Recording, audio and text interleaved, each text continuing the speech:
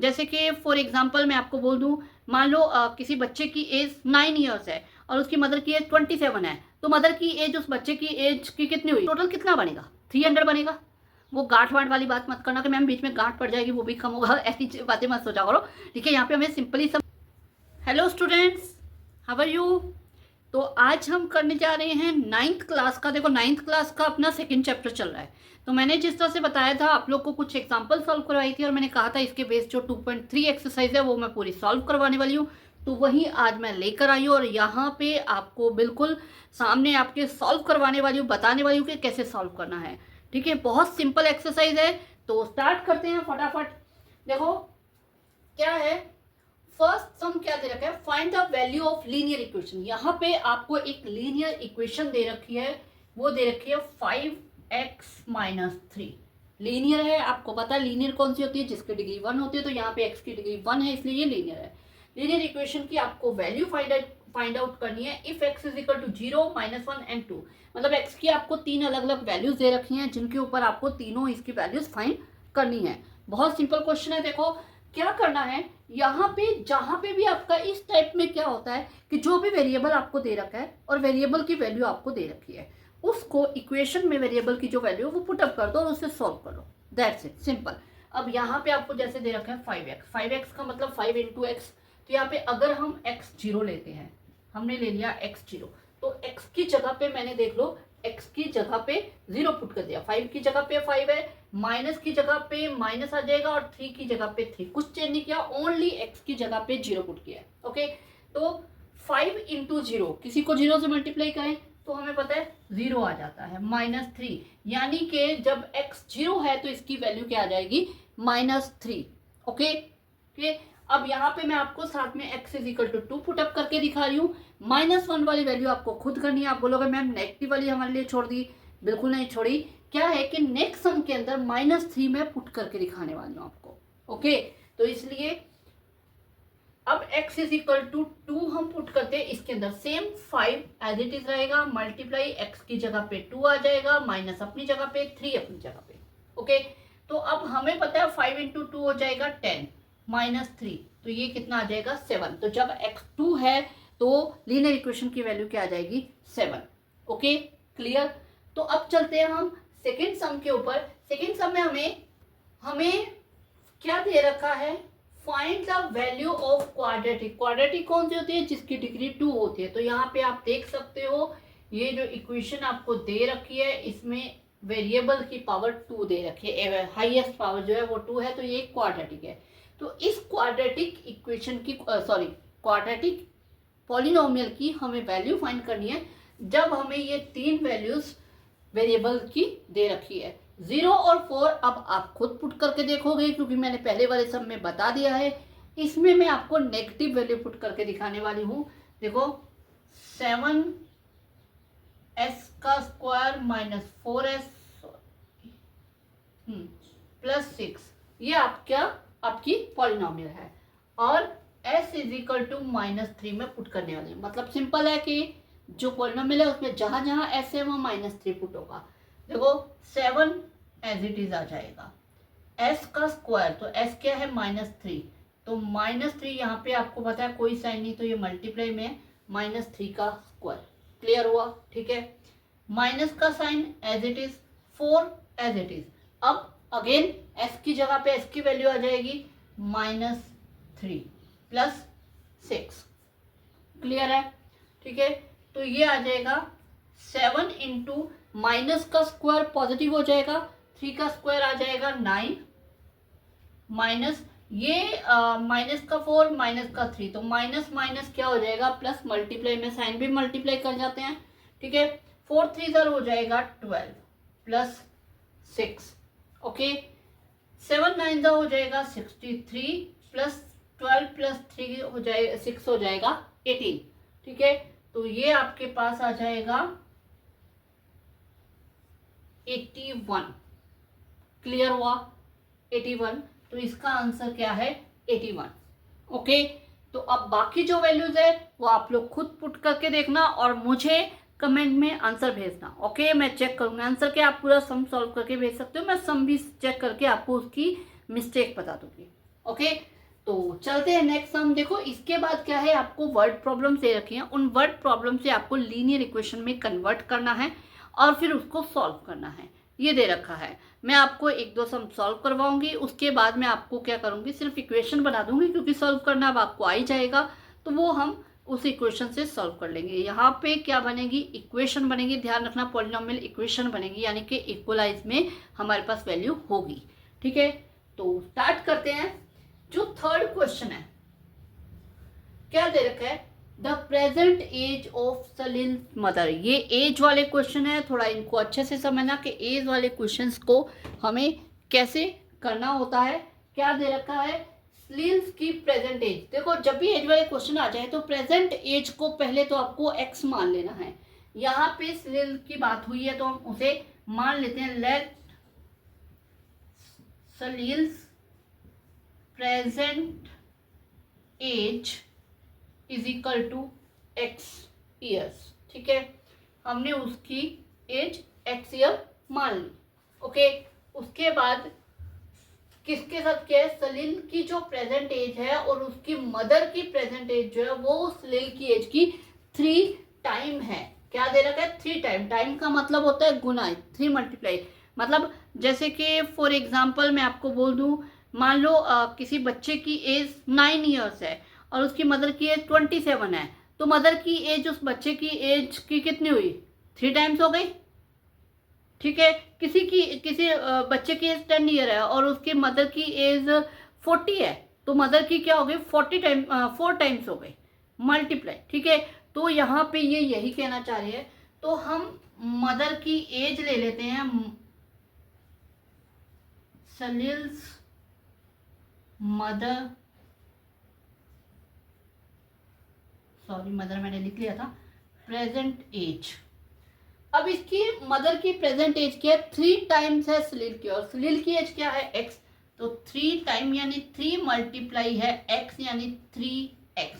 ध्यान रखना जब भी मोर देन लिखा हो तो डेफिनेटली हम कुछ प्लस करेंगे, लेस देन लिखा हो तो सब्ट्रैक्ट करेंगे, टाइम्स लिखा हो तो मतलब मल्टीप्लाई करेंगे। ओके, तो ये आ गया। उसके बाद उन्होंने क्या बोला है, आफ्टर 5 ईयर, 5 साल बाद। अब मान लीजिए आपकी इस टाइम जो एज है वो 13 ईयर्स है या 14 ईयर्स है, मान लिया 14 ईयर्स है, 5 साल बाद क्या होगी, आप बोलोगे मैम सिंपल है 19 ईयर, 5 साल बाद 5 साल ऐड हो जाएंगे। वही हमें यहाँ करना है, 5 साल बाद तो 5 साल ऐड हो जाएंगे। मतलब यहाँ पे मैं लिख देती हूँ, आफ्टर 5 ईयर्स। अब सलील की एज अगर x है तो 5 साल बाद x प्लस 5 हो जाएगी, वही मैंने बोला प्लस कर देंगे, अगर x का मतलब उसकी एज है तब 14 ईयर्स है तो x प्लस 5 हो जाएगा। सेम इसी तरह आफ्टर 5 ईयर मदर की जो एज है वो हो जाएगी 3x प्लस 5। अब वो आगे क्या कह रहे हैं, आफ्टर 5 ईयर, मैंने सिर्फ इतना पढ़ा था आफ्टर 5 ईयर, मैंने दोनों के आफ्टर 5 ईयर एज निकाली। उसके बाद क्या, देयर एजेस विल बी, क्या होंगी, will be add up to 70 year. मतलब अगर दोनों के एज को हम ऐड कर देते हैं तो 70 ईयर्स आंसर आ जाएगा। तो 5 साल बाद उनकी एज ये है, तो इसे हमें करना है ऐड,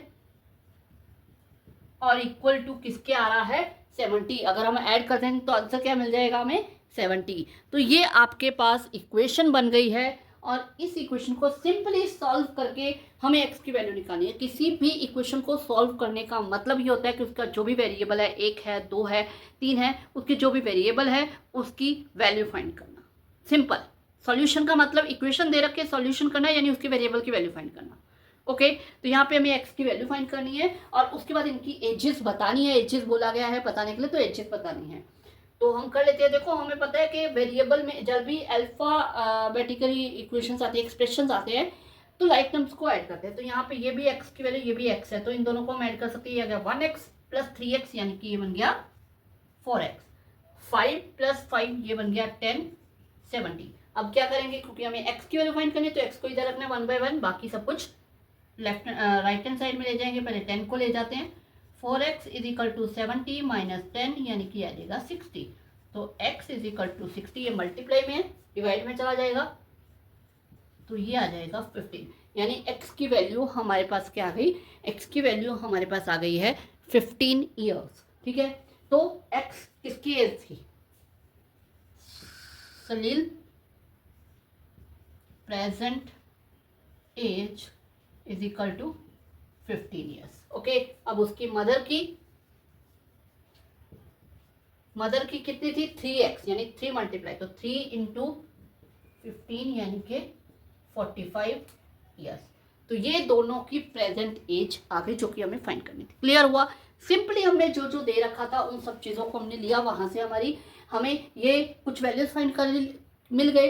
अब बोला गया था इनको ऐड करके 70 के इक्वल आता है, तो हमने वहां से इक्वेशन बना ली और इस इक्वेशन को सॉल्व कर लिया। ओके, चले नेक्स्ट सम पे। तो चलते हैं हम नेक्स्ट सम पे। नेक्स्ट सम में क्या दे रखा है, the difference of two positive integer is 63। दो इंटीजर है हमारे पास, पॉजिटिव इंटीजर दे रखे हैं, यानी नेगेटिव वैल्यू नहीं है, पॉजिटिव है। इंटीजर हो तो नेगेटिव भी आ सकता है। तो पॉजिटिव इंटीजर्स का जो डिफरेंस है वो 63 दे रखा है। डेफिनेटली 61 तो 63 से बड़ा होगा ही होगा, ठीक है। द रेशो ऑफ, जब भी आपको ऐसा आ जाता है कि यानी कि रेशो की बात आ जाती है, जब आपको किसकी बात आ जाती है, रेशो की बात आ जाती है, तो मैंने शायद एक बात बोल रखी है कि आपको क्या ले लेना है, यूनिट एलिमेंट ले लेना है और उसको मल्टीप्लाई करके हमें वैल्यूज बना लेनी है। तो let unit element equal to, मैंने यहाँ पे y मान लिया, पीछे वाले में हमने x वेरिएबल लिया था, यहाँ मैंने y लिया है। तो जो इंटीजर्स है, इंटीजर्स आर 2:5 है, तो हम इसको क्या करेंगे 2y एंड 5y।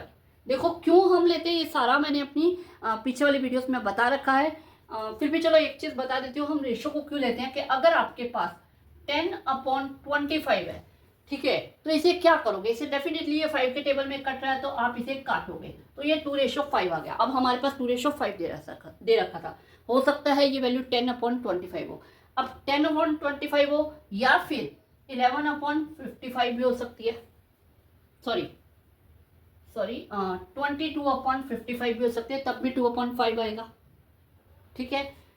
6/15 भी हो सकती है, 3 के टेबल में काट देंगे तो आपको दिख रहा है कि कोई भी वैल्यू हो सकती है, हमें नहीं पता कि कौन सी वैल्यू है। तो हम उस इंटीजर को, मतलब यहाँ पे 5 से मल्टीप्लाई हो रहा है, यहाँ पे 11 से मल्टीप्लाई हो रहा है, यहाँ पे 3 पे मल्टीप्लाई हो रहा है, हमें नहीं पता किससे हो रहा है, तो हम वो यूनिट एलिमेंट अपनी तरफ से y मान लेते हैं और उसको मल्टीप्लाई करके हम ये वैल्यू निकाल लेते हैं, ठीक है। ये ले ली। अब हमें क्या बता रखा है कि इन दोनों इंटीजर का जो डिफरेंस है, क्लियर कट है, ये हमें बड़ा दिख रहा है, तो 5y minus 2y equal to है 63, मतलब दोनों का डिफरेंस 63। अब बस सिंपली इसे सॉल्व करना है, सामने हमारे पड़ा है, हमें बिल्कुल सॉल्व, दोनों लाइक टर्म है, सब्ट्रैक्ट कर दिया, 3y आ गया, y 63/3 ये कट जाएगा, ये आ जाएगा 21, y की वैल्यू 21 आ जाएगी, ठीक है, y की वैल्यू 21 आ जाएगी। तो हमें जो फाइंड करना है 2y यानी 2 इंटू 21 एंड 5 इंटू 21। मैंने कहा था ना हमें नहीं पता कौन सी वैल्यू, तो यहाँ पे 21 था जो हमने फाइंड कर लिया, ये आ जाएगा 42 एंड 105। तो ये आपके दो पॉजिटिव इंटीजर्स आ गए हैं जिनके बारे में यहाँ पे बात की गई थी। क्लियर हुआ। जो दे रखा है बस उसको कन्वर्ट करना है, ठीक है। आगे वाले क्वेश्चन में मैं सिर्फ आपको इक्वेशन बनाने वाली हूँ और बाकी सब आप खुद करोगे। मैंने 6th क्वेश्चन लिया, 5th और 7th क्वेश्चन जो है वो आपको खुद करके मुझे कमेंट करना है, मुझे उसमें फोटो भेजनी है ताकि मैं देख सकूँ कि आपको कितना समझ में आया। ओके, तो 6th क्वेश्चन में आपको बता रही हूँ, a farmer cut a 300 feet fence. एक फेंस समझ में आता है, एक बाट जो लगी होती है वायर की, 300 मीटर है टोटल, ठीक है। उसको उसने कहीं से काट दिया, बीच में कहीं से भी काट दिया, ठीक है। 2 pieces of different sizes, equal size नहीं है, डिफरेंट साइजेस के 2 पीस किए हैं। The larger piece is 4 time long as the small piece. तो हम शॉर्टर पीस को x मान लेते हैं, लेट शॉर्टर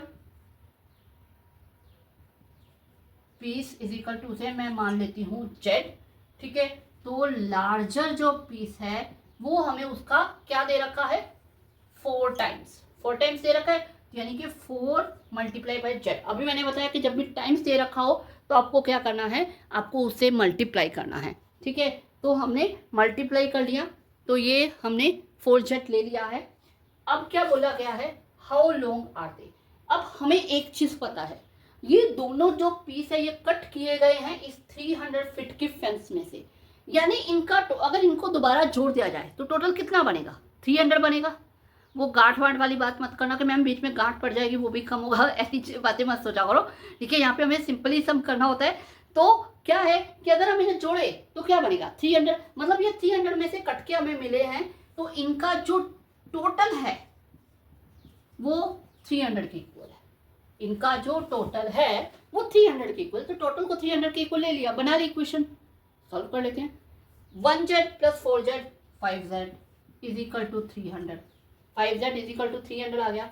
ठीक है, 5Z 300 आ गया, तो Z इज इक्वल टू आ जाएगा 300 अपॉन 5, तो ये कट जाएगा 60, यानी Z की वैल्यू 60 है, तो 4Z यानी दूसरा पीस आ जाएगा 4 इंटू 60 यानी कि 240। तो आपके पास ये दो वैल्यूज जो है ये आपके पास आंसर आ गया है इसका 60 एंड 240 फिट की दो पीसेस उसने कट किए हैं। सिंपली क्लियर हुआ। ठीक है, तो अब आपको इसी तरह बाकी दो सम भी करने हैं और डेफिनेटली मुझे भेजने हैं। ठीक है, तो आज आपकी 2.3 एक्सरसाइज एक तरह से मैंने करवा दी। अब आगे क्या चलेंगे, आगे वाली एग्जाम्पल्स पे। ठीक है, और अंडरस्टैंडिंग में जो पेजेस दिए होंगे उनको कैसे समझना है वो मैं आगे वीडियो लेके आने वाली हूँ। ओके, तो देखते रहना, इसी तरह हमारा सिलेबस और हमारा मैथ क्या हो जाएगा, ईजी।